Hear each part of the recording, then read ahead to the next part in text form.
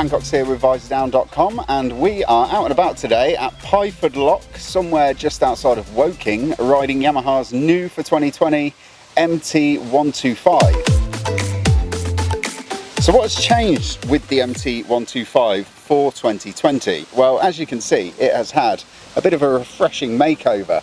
So as soon as you look at this bike, you can instantly tell the DNA of the Yamaha naked range is just all over this thing. It is so evocative of bikes like the MT-07 and also the MT-09. Now it's got that all LED front end and the twin headlight arrangement. It looks really cool. The old MT-125 had started to look a little bit dated, so I think the timing of this bike was really good. Along with the new front end, we have got this new kind of colour scheme that Yamaha are going for on a few of their models, which is kind of this matte silvery grey colour. I think it looks really cool. It looks really neat, and in an urban environment where we've been riding it today, as you've probably seen from some of the riding footage in and out of London, it just really suits the bike and the age group that they're sort of pitching this thing at. So a little bit more about the bike. So this is 4,524 quid, which is excellent value for money. There are deals to be had, so if you want to find out about this bike and get a little bit more information on it, get down to your local Yamaha dealer. They can be picked up on a PCP deal for quite a bit less than 100 quid if you hunt around. As well as the updated styling, this bike has got a newly updated VVA, not VVT, VVA, which stands for Variable Valve Actuation. And what it is to do is to boost the mid-range a little bit and the top-end power slightly. But more than all of that is to help this thing get through the latest batch of Euro 5 emissions regulations, aka the fun police from Brussels. As well as the Euro 5 makeover and the VVA, we've got an assisted slipper clutch, which is really nice. I'll say one thing, I have ridden it quite a bit today, and the gear change on the MT-125, it's got quite a long throw to it. So if you've got little feet like me, what you'll have to do is hook the instep of your foot underneath the lever and change with that part of your foot, not your toe, otherwise it is quite a long throw on there. But aside from that, the clutch is one finger light. It's cable operated, but it's lovely and smooth. And we've been riding the thing through London traffic all day, darting in and out of everything, and I don't feel any fatigue in my wrists whatsoever, which is great. The engine is producing an absolutely bang-on learner legal 15 PS, so just over 14 brake horsepower there or thereabouts, and it produces 11.5 Newton meters. It is a 125, and I've been riding bikes that are a lot bigger than 125 for quite a long time. So getting your head round 15 brake horsepower and how to make progress on it takes a little bit of getting used to when you're used to riding things with 120, 150 or even 200 horsepower like the ZH2 that I was on last week.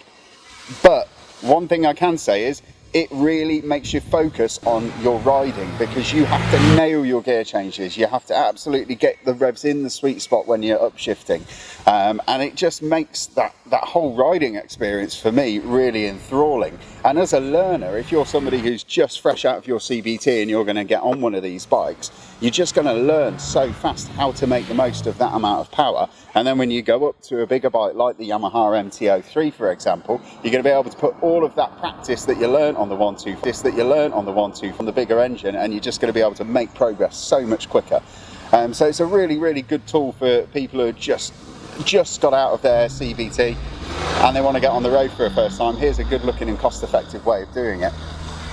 Going to talk about the handling now. So we've got obviously non-adjustable, because there really aren't many bikes in the 125cc class that have got anything adjustable on them, but we've got non-adjustable USD forks, which are 43mm, and we have got a very strong 4-piston single disc caliper at the front and a 292mm disc.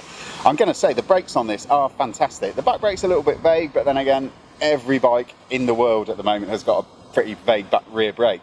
But the front brake is exceptionally good. It's not got loads of initial bite, so it doesn't surprise you when you first pull the lever, but you can really get into the meat of the lever. And the ABS, it's a little bit too intrusive for my liking, but when I think about the application of this bike, it's really built for learners and for people who maybe haven't been riding so long, and that's perfect for them because they need that safety net there. But when the ABS does cut in, it is very smooth in its operation and it works quite well, and it doesn't surprise you when the ABS cuts in like some bikes do and you don't feel too much of the pressure bleeding out the lever, which is always nice. So talking about the handling a little bit more, it's got a real sit up and beg styling to it in terms of the way the handlebars are positioned. You feel like your chin is right over the headstock of the bike when you're riding it, and it dives into corners really, really well. Today we've done most of our riding in central London, which, even despite COVID-19's best efforts, we're still pretty damn busy, and we've been darting in and out of traffic on this thing, and it is a hoot to ride around the city. It's great because you can get away from the lights before all the cars, and then when you need to filter through to the front of the queue at the next set of lights, you can just do it with so much ease because it's so slim, it's so light, and it is so absolutely nimble. Once you do get out on a sort of a more twisty and more fast and flowing road, the suspension is really, really plush, but not so soft that it holds you back. So you can push on and you can use all of the potential that the bike's got, for want of a better phrase.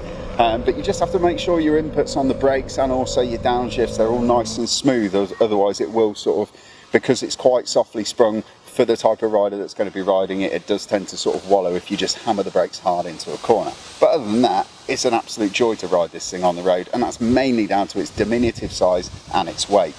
It bears a lot of its components with the YZF-R125 sports bike, so things like the delta box frame and the swing arm are all derived from that sports bike, and you can actually feel the DNA of the YZF-R125 in this bike, just in a naked and I think probably slightly better looking machine. So equipment wise, we have got a very trendy looking and very easy to read reverse LCD dash, which means the background is dark and the numbers are white. It's got everything you need really. You've got your trips, your range to empty, average MPG, current MPG. It's all perfectly easy to read, and even in direct sunlight like we've got today, it's really, really hot today, 33 degrees. We've had no problems whatsoever reading the dash. It's got also the way that the dash is laid out, everything is kind of where you'd expect it to be. Even though it looks cool and it looks trendy and modern, it's still, you don't have to go searching for the information that you need from it, which is really good for me because I'm a bit old and I don't want to have to be looking around a massive LCD dash that's just got loads of little elements to it.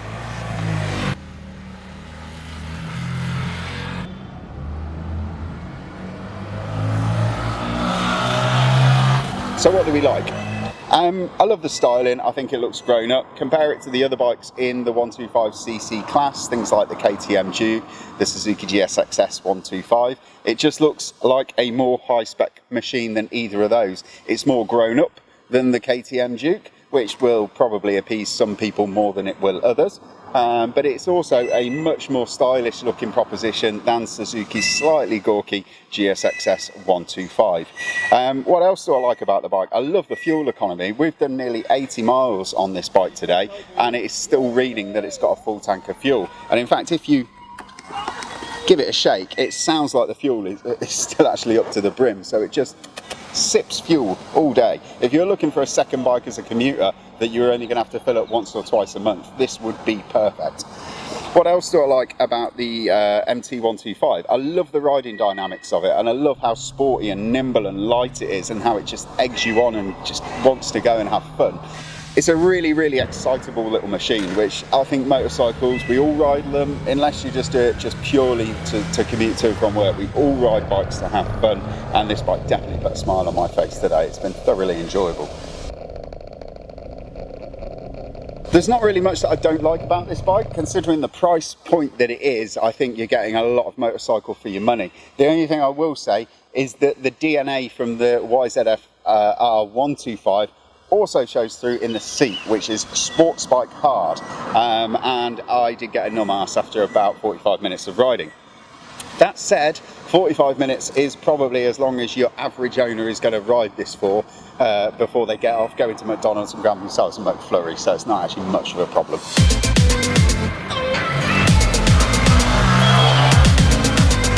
So there it is, Yamaha's 2020 MT-125. We've done this test today because we couldn't go on the launch of this bike, so Yamaha have been very, very kind, and they put us first in the queue to get on this thing and have a little play on it. As I just said when I was talking about things I like about this bike, I love the way that it stands out in the 125cc learner legal pack. I just think it looks the part, it looks more grown up than any of the other bikes in the pack, and it is really, really competitively priced with a lot of premium features, finishes and detailing. Then you add to that the fact that it is a genuinely capable 125cc machine, and it just looks like such an exciting proposition. I wish that there were bikes like this around when I was learning to ride and when I did my CVT. I think I did it on an SR125 Yamaha, which was, I think even Yamaha will probably agree, probably one of the most boring motorcycles ever made. So if you like what you see, you can get yourself down to a Yamaha dealer and take a look. The Yamaha dealers are open at the moment, and you can get some deals that are a little bit better on than the RRP price that I mentioned earlier. Better than that, if you prefer, get the My Garage app from Yamaha, and you can actually configure your own bike to the colour and specification that you want, and then go and check out what the finance options will be on that. So that's the Yamaha My Garage app. Download it and give it a try. If you like that video, please don't forget to hit like, subscribe and hit the notification bell so you can stay up to date with all of Visordown's latest videos. Also, for all the latest news, reviews and motorcycle features, get over to Visordown.com. Cheers folks.